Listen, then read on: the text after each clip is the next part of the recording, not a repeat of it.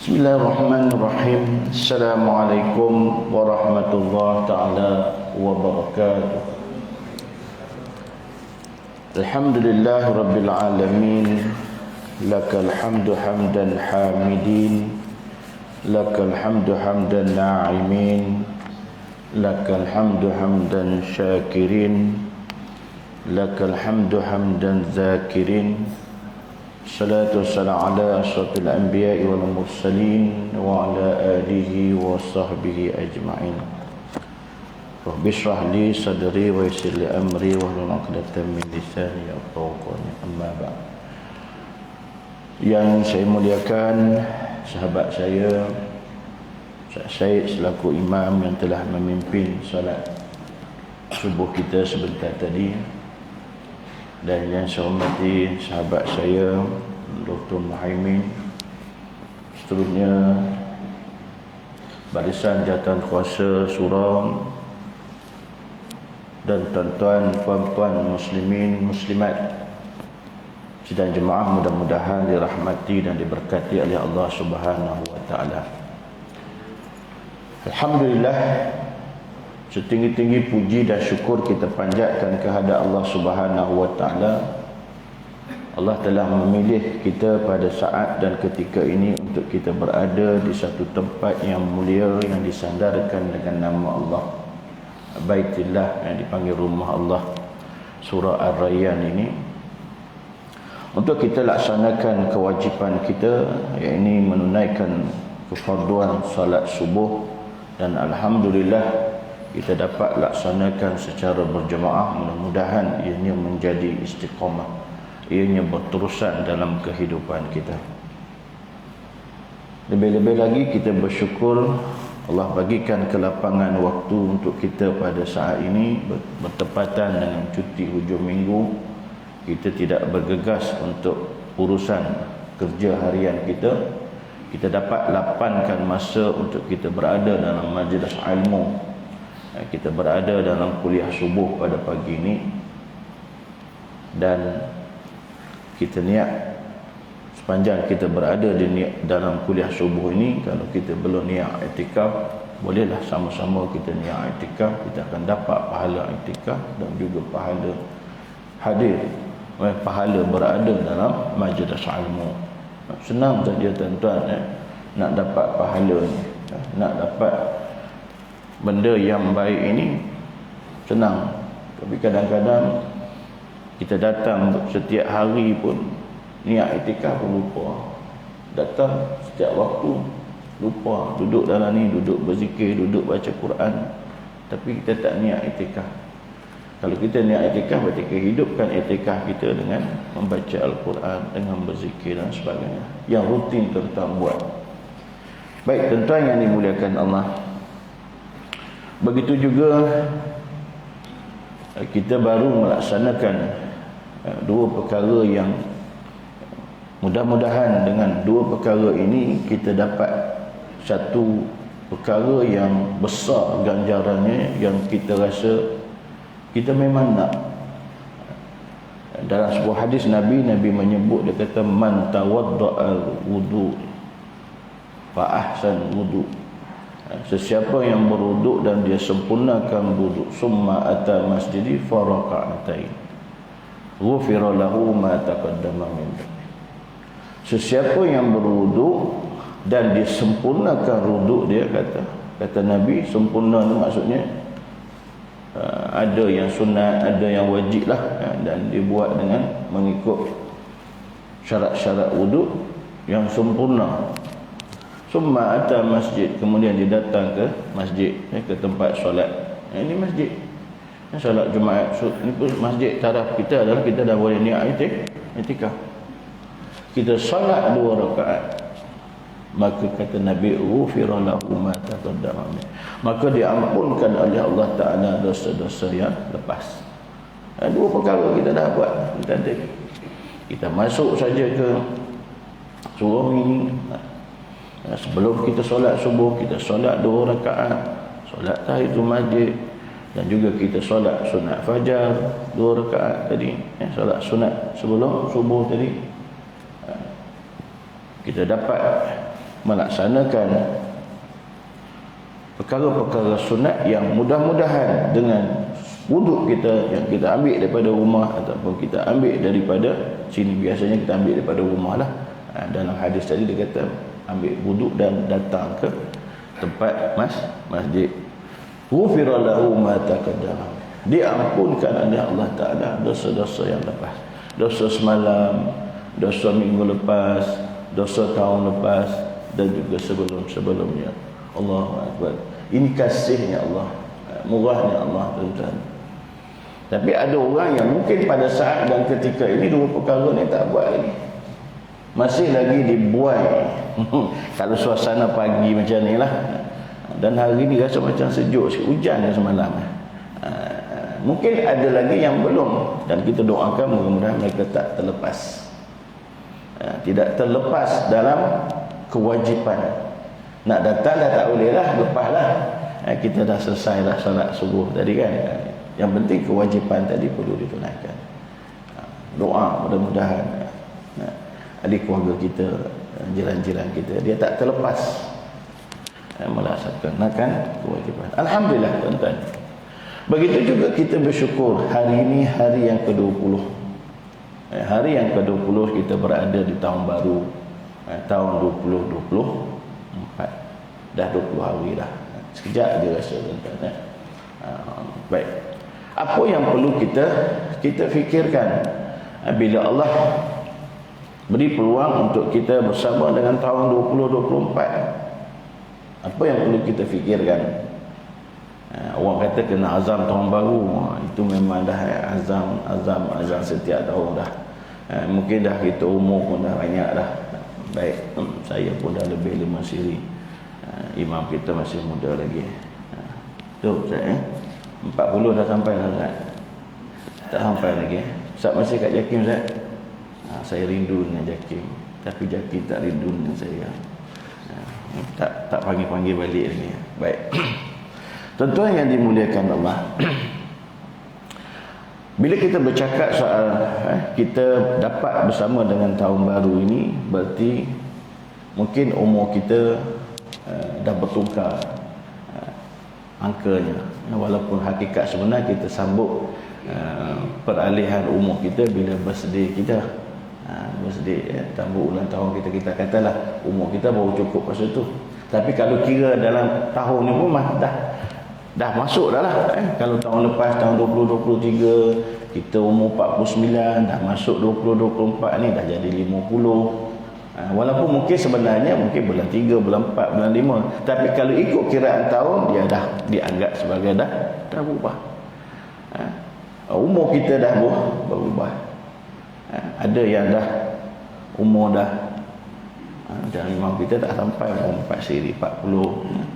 Apa yang perlu kita buat, tuan-tuan? Terutama bila ada pergantian tahun, kalau genap masuk tu tahun kita tahun yang ke-40. Ada umur yang dah masuk tahun yang ke-50. Apa yang perlu buat? Kalau bila lagi umur 40, perkara-perkara wajib yang Allah fardukan, yang Allah wajibkan, jangan kita tinggal sekali-kali. Sebab kalau dah umur 40 ini, kita tak lagi berubah hidup kita dengan kita cuba melaksanakan apa yang Allah syariatkan, susah dia nak ubah. Ini pandangan, dan ada hadis, ada ayat Quran pun ada tentang hal umur yang berkaitan dengan. Cuma saya nak cerita kat sini, tuan-tuan, khususnya yang kita dah macam saya ni dah 50 dah, 51 tuan-tuan. Umur dah 50, umur dah 60, dah masuk hari persaraan, maka kita kena lihat dalam diri kita, tuan-tuan, iaitu kita kena muhasabah. Sebab kita nak kita ini termasuk orang yang taat melaksanakan perkara-perkara yang Allah perintahkan, dan kita persiapkan diri kita untuk kita bawa bersama. Sebab berarti kita dah di atas dunia ini tak lama dah. Kalau umur dah 60, tak lama dah, tuan-tuan. Mungkin kita kata aku ni mungkin boleh sampai 100 tahun, berarti kita kata sampai 40 tahun lagi. Belum tentu, tuan-tuan. Belum tentu. Karena itu, tuan-tuan yang dimuliakan Allah, perkara-perkara wajib jangan kita tinggalkan, dan kita kena berusahakan untuk buat benda-benda yang sunat banyak-banyak. benda-benda yang sunat banyak-banyak untuk kita kita perbanyakkan. Kalau umur kita dah 50, umur kita dah 60, solat sunat fajar jangan kita tinggalkan, tuan-tuan. Nabi kata raka'atain fajr khairu minad dunya wa ma fiha. Solat 2 rakaat sunat fajar tadi lebih baik daripada isi dunia ni dan segala yang ada padanya. Tapi tuan-tuan yang dimuliakan Allah, nak buat benda ni susah. Tapi kita dah istiqamah nak. Dan juga kalau kita dah umur 50 masuk 60, tuan-tuan, solat-solat sunat yang lain jangan tinggal. Kalau kita tengok ada solat-solat yang kita dituntutkan, yang qabliyah ba'diyah tadi, ada yang afdal kita buat 4 rakaat selepas solat fardu. Kalau sebelum ni kita dah buat 2. Ada lagi yang di afdal kita buat 4. Tuan-tuan kena belajar. Solat-solat rawatib yang disebut tadi, ada yang sunat kita buat 4 sebelum, tuan-tuan yang dimuliakan, kena ke arah itu dah, tuan-tuan. Kalau umur dah 60, bukan saya nak takutkan, tuan-tuan, itulah yang sepatutnya kita rebut bila berumur, bila bertambah umur kita. Bila dah umur masuk 70, nak masuk 70, kita dah kena perbanyakkan ibadat malam kita. Tahajud kita kalau boleh seminggu sekali jangan tinggal. Kalau boleh setiap malam tu lagi cantik lah, tuan-tuan. Benda-benda yang boleh mendekatkan kita dengan Allah Subhanahu Wa Taala. Sebab bila kita buat tadi, kita mudah kita nak golongkan diri kita ini sebagai orang yang sentiasa mengamalkan amalan soleh, menjadi orang yang soleh. Sebab bila kita tergolong dalam orang yang membuat amal-amal soleh ini, tuan-tuan, Allah Subhanahu Wa Taala sebut dalam surah Al-Baqarah ayat 82. Allah Subhanahu Wa Taala disebut tentang orang yang kalau dia banyak buat amal-amal soleh ni, dia termasuk ulaika ashabul jannah. Dia ini adalah sebagai ahli-ahli syurga, golongan syurga. Tuan-tuan, surah Al-Baqarah ayat 8 jelas Allah sebut sini, wallazina amanu wa amilus solihat ulaika ashabul jannah. Bukan setakat itu saja, Allah kata Allah kata hum fiha khalidun, mereka itu kekal dalamnya. Bila kita dah masuk syurga, tuan-tuan, kita kekal selama. Kita tidak lagi sebagaimana di dunia ini. Dunia ini sementara, tuan-tuan. Jadi bila kita nak masukkan kita ini dalam ashabul jannah, maka kita kena tambahlah amalan kita untuk kita dekatkan diri kita dengan Allah Subhanahu Wa Taala.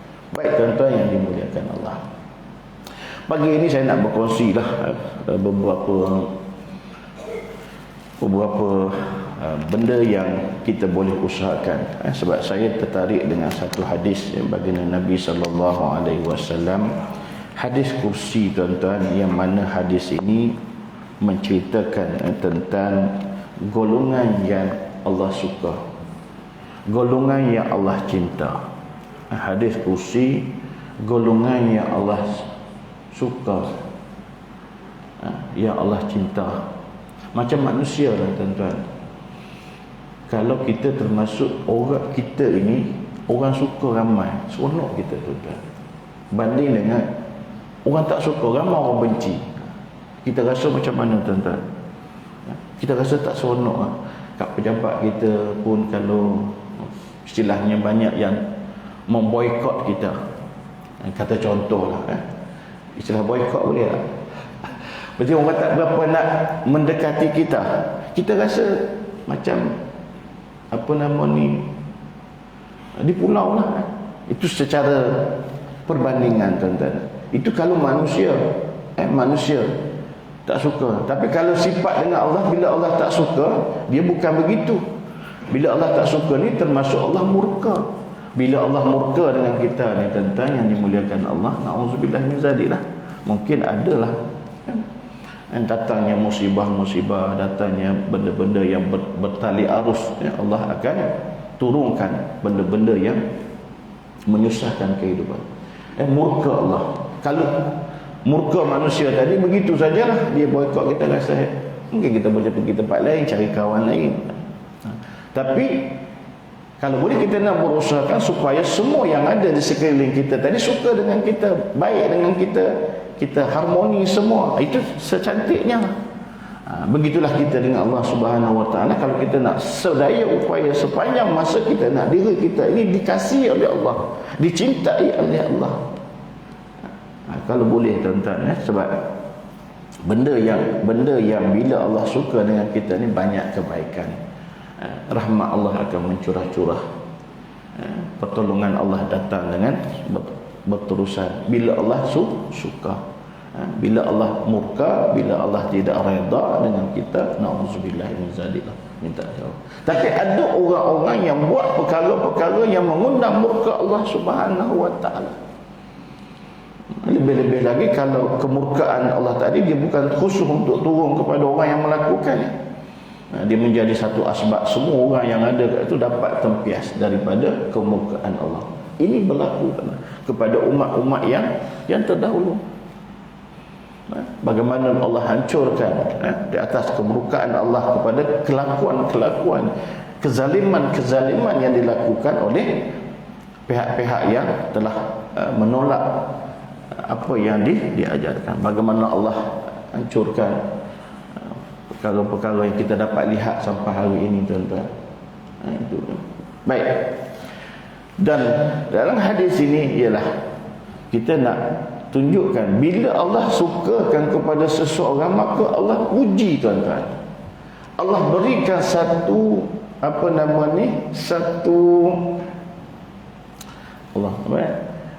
cerita. Dia cerita ni si fulan ni baik ni, si fulan ni aku suka ni. Dan Allah cerita tadi kepada para malaikat, tuan-tuan. Allahu akbar. Kita pun macam itulah. Bila kita suka kepada anak kita, kita puji depan orang. Anak A bagus. Anak B tarik muka.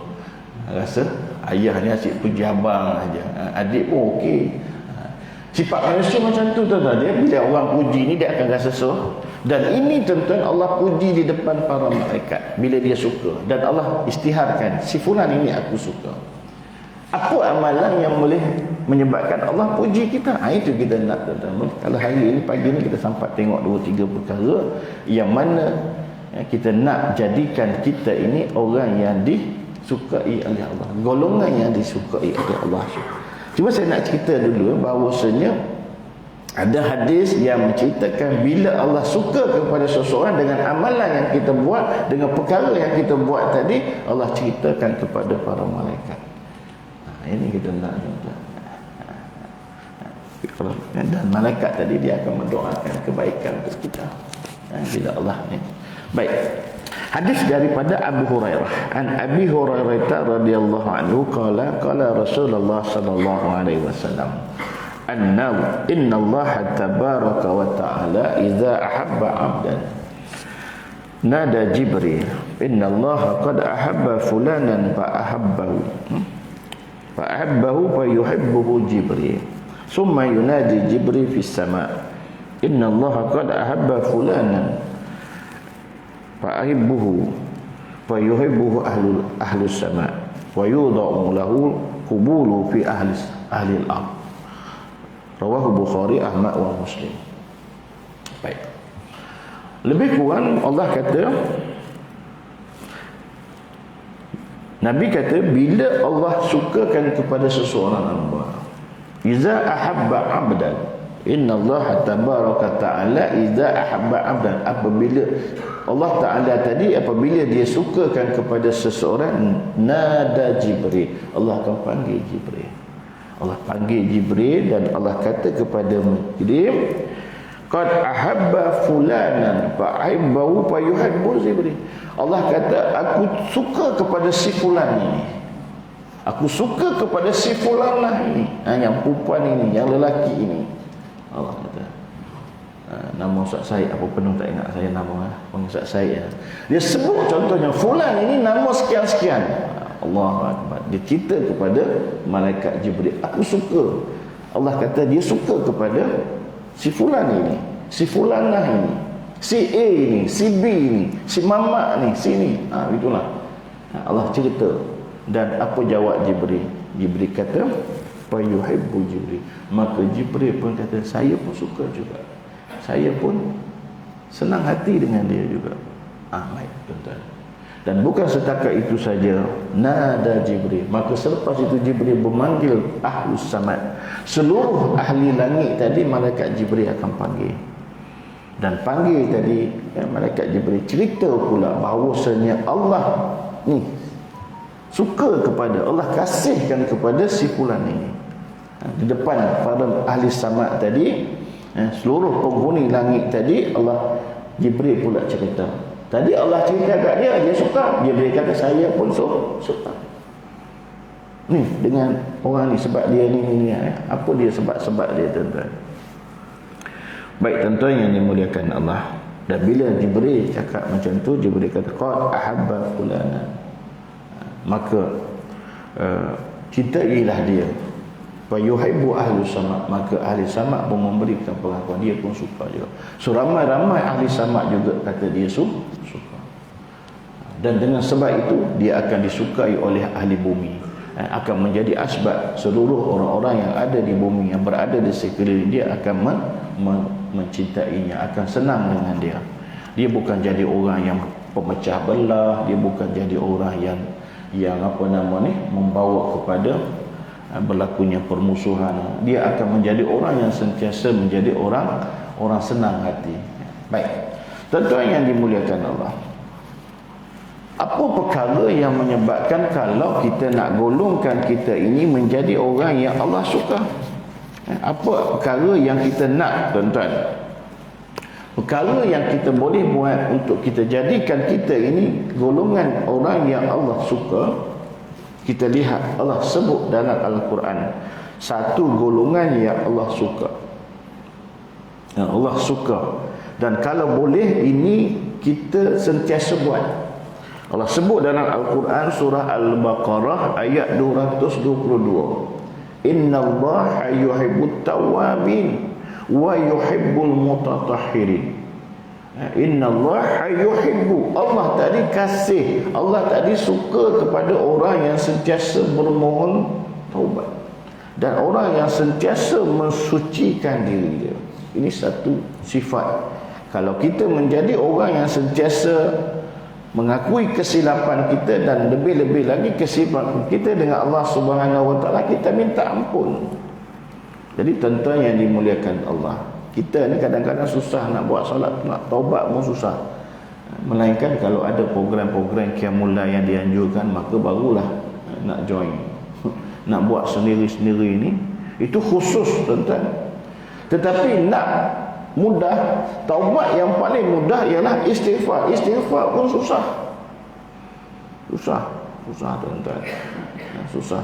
Melainkan kalau sembahyang berjemaah, bila imam beristighfar, kita pun ikut beristighfar. Kalau sendiri-sendiri, kadang-kadang lepas solat tu terus berdoa.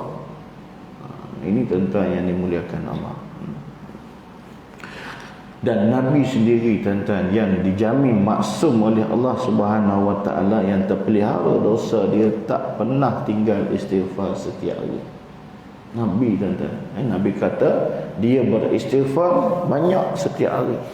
Banyak Nabi. Kalau kita banyak mana? Banyak. Nabi kata dia buat banyak. Wallahi inni astaghfirullah wa atubu ilaih. Demi Allah, aku beristighfar dan aku bertaubat, mohon ampun dengan Allah pada setiap hari aksar min sab'ati marrah, sehingga sampai 70 kali. Dan ada dalam riwayat mengatakan 100. Tuan-tuan yang dimuliakan Allah. Dan waktu yang paling baik untuk kita beristighfar bila kita dah menjadi ahli surau ini. Kita sudah pasti kita akan bangun awal dan sebagainya. Allah sebut dalam Al-Quran antara golongan yang Allah suka, bahkan golongan-golongan ini adalah penghuni syurga, orang-orang calon-calon yang akan dimasukkan ke dalam syurga. Allah cerita dalam surah Ali Imran, Allah cerita ayat 15 tentang bagaimana sifat-sifat syurga. Yaman Allah kata kul a'unabbiukum bi khair, syurga benda yang paling baik, dan Allah ceritakan tentang syurga. Allah cerita tentang boleh rujuk ayat 15 surah Ali Imran tentang syurga, dan siapa yang akan menjadi penghuni syurga ini. Dalam ayat 17 Allah cerita lebih kurang dalam ayat 17 ini, inilah orang-orang yang Allah akan tempatkan mereka di dalam syurga. Ayat 17 surah Ali Imran. As-sabirin was-sadiqin wal-qanitin wal-munfikin wal-mustaghfirin bil ashar. Yang ujung tu, yang kelima tadi, siapa? Orang yang beristighfar pada waktu sahur. Sebelum subuh, siapa yang beristighfar banyak-banyak, dia akan mudah untuk menjadi ahli syurga. Kita dah bangun awal tuan-tuan, tapi berapa banyak istighfar. Astaghfirullahalazim allazi la ilaha illa huwal hayyul qayyum wa atubu ilaihi. Tuan-tuan, ini adalah salah satu kita nak ambil masa untuk kita beristighfar. Selain daripada istighfar yang lazim ni kita buat. Sebab khusus Allah sebut dalam ayat ini berkaitan dengan istighfar pada waktu sahur. Berarti sahur ini ialah waktu sebelum subuh. Tak lama lagi tuan-tuan. Sekarang ni kita ada doa dah. Kita minta Allah berkati kita dalam bulan Rejab ini, dan Allah sampaikan kita bulan Ramadan. Berarti tak sampai 2 bulan lagi kita akan memasuki bulan Ramadan. Bulan Ramadan nanti 30 hari pasti kita akan bangun awal, iaitu kita nak makan sahur. Sebab sahur itu ada barakah untuk kita melaksanakan ibadat puasa. Bahkan dia adalah sunat. So jangan kita tinggal sewaktu sahur tadi, lepas kita makan, sementara menunggu habisnya waktu imsak dan masuknya waktu subuh, kita banyakkanlah beristighfar. Sebab waktu itu adalah Allah sebut dalam Al-Quran antara 5 tadi. Antara 5 Allah kata orang yang sabar, orang yang benar, orang yang taat, orang yang menginfakkan hartanya, wal munfikin, orang yang memberi nafkah, menginfakkan hartanya. 50. Tapi saya nak ambil yang 7 saja. Itu salah satu tuan-tuan. Baik, cepat masa baru. Yang kedua itu adalah berkaitan dengan salah satu benda yang kalau kita nak kita ini dicintai oleh Allah, disukai oleh Allah, maka perbanyakkanlah kita mohon ampun dan mohon taubat dengan Allah Subhanahu. Allah ini sentiasa terbuka pintu taubat siang malam, bergantung kepada hamba-Nya yang mohon buat dosa pada waktu siang, dia minta ampun pada malamnya, Allah akan ampun. Orang buat dosa pada waktu malam, pada siangnya dia minta ampun Allah. Allah ini dia 24 jam sifatnya. Ini tuan-tuan. Baik tuan-tuan yang dimuliakan Allah. Yang kedua, Allah sebut lagi dalam Al-Quran golongan yang Allah suka. Allah sebut dalam surah Baqarah juga, ayat yang sebelum tadi, ayat 222, Allah suruh kita sentiasa bertaubat. Allah sebut dalam ayat 195, Allah kata wa ahsinu, berbuat baik. Innallaha yuhibbul muhsinin. Sesungguhnya Allah suka kepada orang-orang yang buat benda-benda yang baik. Benda-benda yang baik ini yang mana yang mendatangkan manfaat kepada orang ramai, yang mendatangkan kebaikan dalam masyarakat dan sebagainya, maka dia adalah Allah suka.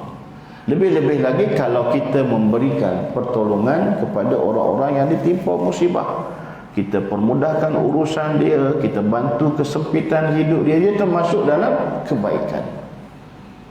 Kebaikan. Bahkan kebaikan tadi, kalau kita buat dalam keadaan kita susah, itu lagi besar pahalanya. Biasanya orang nak tolong orang ni ketika dia senang dia lapang, dia ada lebihan daripada di keperluan dia, baru dia nak bagi ke orang. Tapi kalau dia pun tak ada, dia bagi juga ke orang, itu memang hebat. Allah kata menginfakkan pada sirra dara, dalam keadaan dia sempit, dalam keadaan dia susah, dalam keadaan dia senang, dia sentiasa memberikan pertolongan. Ini hebatlah kalau katakan dalam bentuk barangan. Tapi kita ini, kebaikan ini tidak semestinya dalam barangan, dalam tenaga, dalam pikiran dan sebagainya, yang mana dengan asbab tadi kita membawa kepada kebaikan ramai, maka dia menjadi benda yang Allah suka. Jangan kita jadi orang yang boleh menyebabkan menjadi masalah dalam masyarakat, parasit, menyebabkan orang akan keliru dengan apa yang kita buat. Benda-benda kontroversi, benda-benda yang menjadikan, kadang-kadang benda khilaf pun boleh menyebabkan jadi, faham tuan-tuan, tapi tak nak ulang panjang. Jangan tuan-tuan, jangan benda-benda yang membawa kepada orang tak suka nak beramal, maka kita elakkan. Kadang-kadang berlaku jugalah dalam bentuk konteks dakwah sebagainya. Baik tuan-tuan yang dimuliakan Allah. Jadi adalah benda yang kedua ialah kita sentiasa buat kebaikan, mengajak orang untuk buat kebaikan dan sebagainya. Ini adalah perkara yang Allah suka. Innallaha yuhibbul muhsinin. Sesungguhnya tadi Allah suka kepada orang-orang yang berbuat baik. Okey, 10 minit lagi tuan-tuan. 10.30 kita, 7.30 kita berhentilah. Boleh. Berikutnya ialah, kalau kita nak kita ini dicintai oleh Allah Subhanahu wa taala, kita sedaya upaya buat apa yang baginda Nabi sallallahu alaihi wasallam buat. Dalam arti kata, kita banyakkan buat sunnah-sunnah Nabi sallallahu alaihi wasallam. Melakukan perkara-perkara yang bersifat sunnah. Sunnah. Bahkan apa yang Nabi suruh, kalau dia bersifat benda tu adalah perintah, lagilah kita tak boleh tinggalkan. Allah sebut dalam Al-Quran surah Ali Imran ayat 31, Qul in kuntum tuhibbunallah. Sekiranya kamu ini benar-benar mencintai Allah, kata Allah, fattabi'uni, kata Nabi, ikutlah aku. Kalau kamu ini cintakan kepada Allah, maka kita ikut apa yang Nabi buat. Yuhibbukumullah, pasti kamu akan dikasihi oleh Allah, kamu akan dicintai Allah. Kalau kita nak kita ini dicintai Allah, kita kena ikut apa yang Nabi suruh dan apa yang Nabi buat. Dan tuan-tuan yang dimuliakan Allah, banyaklah sunnah-sunnah yang kita boleh buat dalam kehidupan kita. Cara berpakaian, cara makan, cara bergaulan kita, banyak yang kita boleh contohi. Untuk hidup sebagai suami isteri pun kita boleh amalkan sunnah-sunnah baginda Nabi sallallahu alaihi wasallam. Boleh banyak tuan-tuan. Tapi kadang-kadang benda yang kecil kita anggap tapi sebenarnya bila kita buat benda yang sunnah tadi, ada barakah. Umpamanya kita hidup sebagai suami isteri. Saya pernah menjaga bahagian perkahwinan. Bila datang pasangan yang ada masalah, yang memang bergaduh suami isteri, kadang-kadang kita dapat kesan kenapa mereka ini renggang dari segi hubungan antara suami isteri tadi. Kita dapat kesan dia punya panggilan dia pun tidak ada panggilan yang romantik, tidak ada panggilan kasih sayang, tidak ada panggilan kasih sayang. Sebab baginda Nabi hidup sebagai ada panggilan-panggilan yang romantik. Biasanya yang datang kadang-kadang komunikasi suami isteri, awak saya saja, awak lah yang punya, awak, tak ada abang lah, ayang lah yang punya, angkara tak ada. Itu dia bergaduh depan kita tu, kita tengok aja. Awak yang nak datang sangat wiri, awak lah cerita dulu, gaduh depan kita. Jadi saya awak ini, kalau suami isteri agak-agak ada nilai yang boleh mengikat kasih sayang tak tuan-tuan? Saya awak macam kita dengan kawan-kawan ofis je tuan-tuan. Kalau suami isteri saya awak, apatah lagi kalau Ayu tu muntah dengar kan. You punya Ayu itu komunikasi antara suami tidak menggambarkan sunnah Nabi SAW. Itu benda yang sangat mudah lah. Itu berdasarkan pengalaman kes-kes yang saya dapat tuan-tuan. Tapi dia ada panggilan isteri-isteri Rasulullah panggil Rasulullah panggilan yang ya Habibi, wahai kekasihku. Itu antara panggilan daripada isteri-isteri Rasulullah tuan-tuan. Kita boleh buat homework lah, cari bagaimana komunikasi. Baik, yang terakhir sekali tuan-tuan dah bunyi dah tadi, yang kita hidupkan sunnah baginda Nabi, sebab kita akan yuhibbukumullah, kamu akan dikasihi, dicintai oleh Allah. Dan yang terakhir tuan-tuan, kita cubalah banyak bersabar dalam kehidupan kita ini. Orang yang sabar, tadi saya sebut tadi dalam surah Ali Imran ayat 17 tadi, Allah mulakan as-sabirin. Orang yang sabar adalah orang yang akan menjadi calon ditempatkan dalam syurga. Dan Allah sebut juga dalam berkaitan dengan sabar ini ialah berkaitan dengan kita sabar dalam melakukan ketaatan pada Allah Subhanahu wa taala. Sabar bukan sabar terhadap musibah saja je. Allah sebut dalam Al-Quran, innallaha ma'as sabirin. Sungguhnya Allah tadi bersama dengan orang-orang yang sabar. Baik tuan-tuan yang dimuliakan Allah, masa kita sangat mencemburui, insya-Allah kita jumpa lagi akan datang. Cuma saya nak tutupkan dengan sabar ini dalam kehidupan kita. Kita nampak orang yang ditimpa musibah, tapi sebenarnya sabar dalam melaksanakan ketaatan ini yang sangat susah. Nak buat benda-benda yang baik yang kita sebutkan tadi lah, sabar nak beramal tadi sangat susah. Apatah lagi sabar nak meninggalkan benda-benda yang tak elok, benda-benda yang bersifat maksiat pun kena sabar juga. Sebab dia tak semudah itu untuk ditinggalkan. Sebab mungkin ada pengaruh-pengaruh dari luar yang mengajak nak baik lah tu. Tuan-tuan tu macam orang-orang yang terlibat dengan penagihan dadah. Kenapa mereka susah nak tinggal? Sebab dia tak sabar nak istiqomah dengan nak buat amal-amal kebaikan tadi.